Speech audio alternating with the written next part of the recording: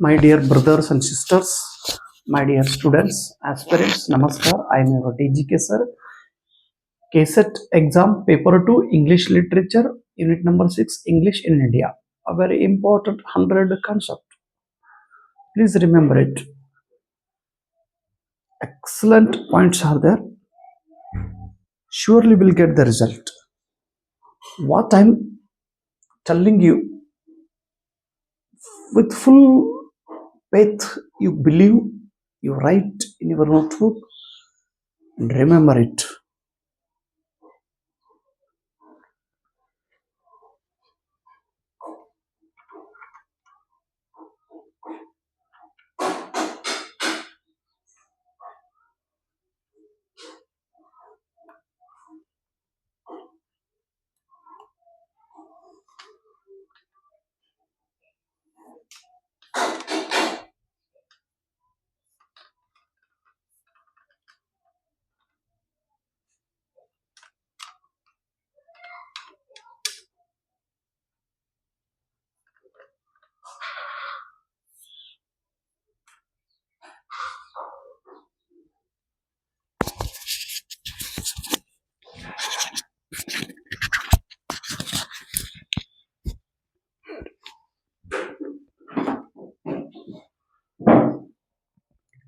ಕರುನಾಡಿಗೆ ನಮಸ್ಕಾರ.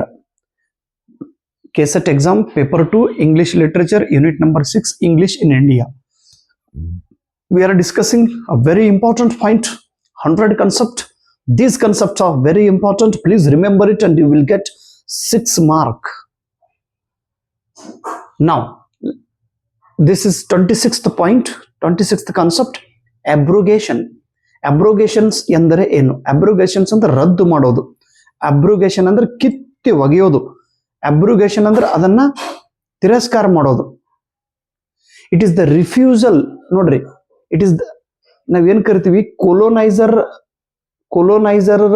ಏನು ಭಾಷೆ ಇತ್ತು, ಇಂಗ್ಲಿಷ್ ಭಾಷೆ ಆಗ್ಲಿ ಅಥವಾ ಕೊಲೋನೈಸರ್ ಭಾಷೆಯನ್ನ ತಿರಸ್ಕಾರ ಮಾಡುವುದಕ್ಕೆ ಅಬ್ರೋಗೇಷನ್ ಎಂದು ಕರೆಯುತ್ತಾರೆ. ರಿಫ್ಯೂಸ್ ಅಂದ್ರೆ ತಿರಸ್ಕಾರ ಮಾಡು, ರಿಜೆಕ್ಟ್ ಮಾಡು. The refusal to use the language of coloniser in a correct or standard way. Please remember, the refusal to use the language of coloniser in a correct or standard way. ನಮ್ಮ ಮೇಲೆ ಏನು ಆಡಳಿತ ನಡೆಸಿದ್ರು, ಕೊಲೋನೈಸ್ ಮಾಡಿದ್ರು, ನಮ್ಮ ಮೇಲೆ ಏನು ಕಂಟ್ರೋಲ್ ಇಟ್ಟಿದ್ರು, ಅವ್ರೇನು ಭಾಷೆ ಇದೆ ಆ ಭಾಷೆಯನ್ನ ಸರಿಯಾದ ರೀತಿಯಲ್ಲಿ ಸ್ವೀಕಾರ ಮಾಡೋದು ಬೇಡ ಅನ್ನೋದಕ್ಕೆ ಅಬ್ರೋಗೇಷನ್ ಎಂದು ಕರೆಯುತ್ತಾರೆ. Okay, next, English belongs to. English ಭಾಷೆ ಯಾವ ಭಾಷೆಗೆ ಕೂಡಿಕೊಂಡಿದೆ, ಯಾವ ಭಾಷೆಯ ಒಂದು ಕುಟುಂಬಕ್ಕೆ ಕೂಡಿಕೊಂಡಿದೆ? English language belongs to the west Germanic. ನೆನ್ಪಿಡ್ರಿ, west Germanic branch of Indo European family of languages. English ಭಾಷೆದು ವೆಸ್ಟ್ ಜರ್ಮನಿಕ್ ಭಾಷೆಗೆ ಸಂಬಂಧಪಟ್ಟಿದೆ. ಅದರದೊಂದು ಬ್ರಾಂಚ್ ಇದೆ, Indo European family. Then anglophone ಎಂದರೆ ಏನು? Anglophone means the native speakers of English. Native speakers of English, English ಅನ್ನ ಮಾತೃಭಾಷೆಯಾಗಿ ಉಪಯೋಗ ಮಾಡುವಂತ ಜನರಿಗೆ ಆಂಗ್ಲೋಫೋನ್ಸ್ ಎಂದು ಕರೆಯುತ್ತಾರೆ. ಅವರು ಆಂಗ್ಲೋಫೋನ್ಸ್ ಅಂದ್ರೆ ಯಾರು? ಇವರು ಅವ್ರ ಮಾತೃಭಾಷೆನೇ ಇಂಗ್ಲಿಷ್ ಆಗಿರುತ್ತದೆ. ಈಗ my mother tongue is Kannada. ಮಹಾರಾಷ್ಟ್ರದ ಪ್ಯೂರ್ ಮರಾಠಿ ಇರುವಂತ ವಿದ್ಯಾರ್ಥಿ ಅವ್ರ ಮಾತೃಭಾಷೆ ಮರಾಠಿ. ಆಂಧ್ರದೊಳಗೆ ಪ್ಯೂರ್ ತೆಲುಗು ಇರುವಂತ ವಿದ್ಯಾರ್ಥಿಗಳು ಅವ್ರ ತೆಲುಗು ಲ್ಯಾಂಗ್ವೇಜ್ ಅವ್ರ mother tongue. Mother tongue English ಇರುವಂತವ್ರಿಗೆ ನಾವು ಆಂಗ್ಲೋಫೋನ್ಸ್ ಎಂದು ಕರೆಯುತ್ತೇವೆ. ಅವ್ರು ಆಂಗ್ಲೋಫೋನ್ಸ್ ಅನ್ನ ಉಪಯೋಗ ಮಾಡುತ್ತಾರೆ. ಏನು ಆಂಗ್ಲೋ ಸ್ಯಾಕ್ಸನ್ ಎಂದರೆ ಏನು? ಓಲ್ಡ್ ಇಂಗ್ಲಿಷಕ್ಕೆ ನಾವು ಆಂಗ್ಲೋ ಸ್ಯಾಕ್ಸನ್ ಎಂದು ಕೂಡ ಕರೆಯುತ್ತೇವೆ. ರಿಮೆಂಬರ್. ಆಮೇಲೆ ಇಲ್ಲಿ ಫುಲ್ ಫಾರ್ಮ್ ಅದಾವ ಇವು, ಎಕ್ಸಾಕ್ಟ್ಲಿ ನೆನಪಿಡ್ರಿ. Full form ESL, English as a second language. English as a second language, ESL. ಇನ್ನು ESOL, ಇಂಗ್ಲಿಷ್ ಟು ಎಸ್ ಅಂದ್ರೆ speaker of other language. English to speakers of other language. ನಾನೇನು explain ಮಾಡಂಗಿಲ್ಲ, just ಅದ್ರ full form ನೆನ್ಪಿಡ್ರಿ, ಪರೀಕ್ಷೆದೊಳಗೆ full form ಕೇಳುತ್ತಾರೆ. Finish. EFL, English as a foreign language. English as a foreign language. Then ESP, English for special. English for special purpose. In specific purpose, ESP. ನೋಡ್ರಿ, ಹೇಳೋ ಟೈಮ್ದೊಳಗೆ ನೆನಪಾಗ್ತದೆ ಏನು correct ಅದ ಏನು ತಪ್ಪದ ಅಂತೇಳಿ. ಸ್ಪೆಸಿಫಿಕ್, ನೀನು ಸ್ಪೆಸಿಫಿಕ್ ಬರ್ಸಿದೆ, ಈಗ ಸ್ಪೆಷಲ್ ಬರ್ಸೋದಲ್ಲ. Let us go for Google. ಏನು MH ಅಬ್ರಾಮ್ ಬುಕ್ದೊಳಗೆ ನೋಡಮ್ರಿ.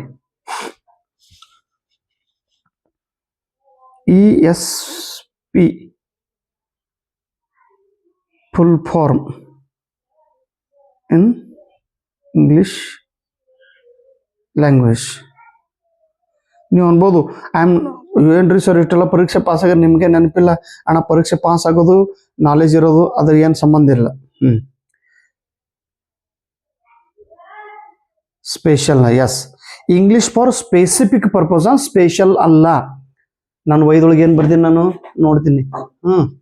ಅಂದ್ರೆ ವೈದೊಳಗೆ ತಪ್ಪು ಬರ್ತಿದ್ದಂದ್ರಿ, ವೈದೊಳಗೆ ಕರೆಕ್ಟ್ ಬರ್ತಿದ್ದ, ಇದ್ರೊಳಗೆ ಇಂಗ್ಲಿಷ್ ಫಾರ್ ಇಂಗ್ಲಿಷ್ ಫಾರ್ ವೈದೊಳಗ ಹಾರ್ಯದ ನೋಡ್ರಿ. English for specific purpose. English for specific purpose. Specific, English for specific purpose.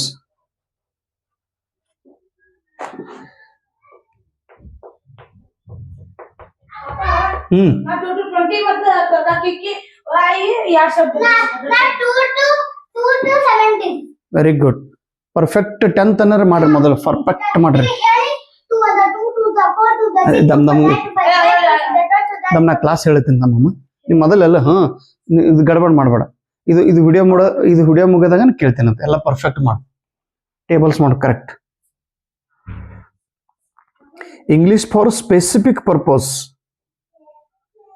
second or foreign language. Yes, English for specific purpose. Okay, please remember it. ಹೇಳುವಾಗನೇ ಒಮ್ಮೆ ಏನಾಗಿರ್ತದೆ, ನಾವು ಏನು ಬರ್ದಿರ್ತೀವಿ ಅನ್ನೋದು ನಾವು ಸ್ವಲ್ಪ ನೋಡ್ಬೇಕಾಗ್ತದೆ ರೀ. ನಾವೇನು ಭಾಳ ಪರ್ಫೆಕ್ಟ್ ಇರಂಗಿಲ್ಲ, but sometimes we have to remember it.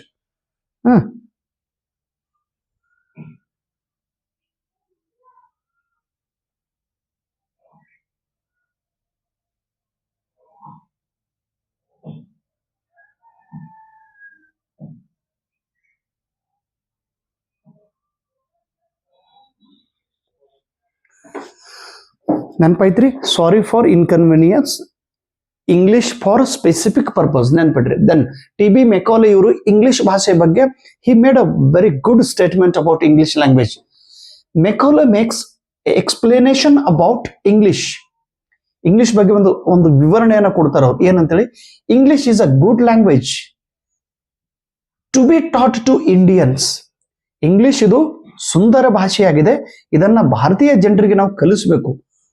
Why? Because English stands preeminent even among the languages of the West. ಪಾಶ್ಚಿಮಾತ್ಯದಲ್ಲಿರುವ ಎಲ್ಲಾ ಭಾಷೆಗಳಕ್ಕಿಂತ ಒಂದು ಪ್ರಮುಖ ಭಾಷೆ ನಮ್ಮ ಇಂಗ್ಲಿಷ್ ಆಗಿದೆ. So English bounds with the works of imagination. English ಅನ್ನ ಯೂಸ್ ಮಾಡೋದ್ರಿಂದ, English ಅನ್ನ ಓದೋದ್ರಿಂದ ನಮ್ಮ ಇಮ್ಯಾಜಿನೇಷನ್ ಅನ್ನ ಹೆಚ್ಚಿಸಿಕೊಳ್ಳಬಹುದು, ಕಲ್ಪನೆಯನ್ನ. And has models of every spice of ಎಲೋಕ್ವೆನ್ಸ್.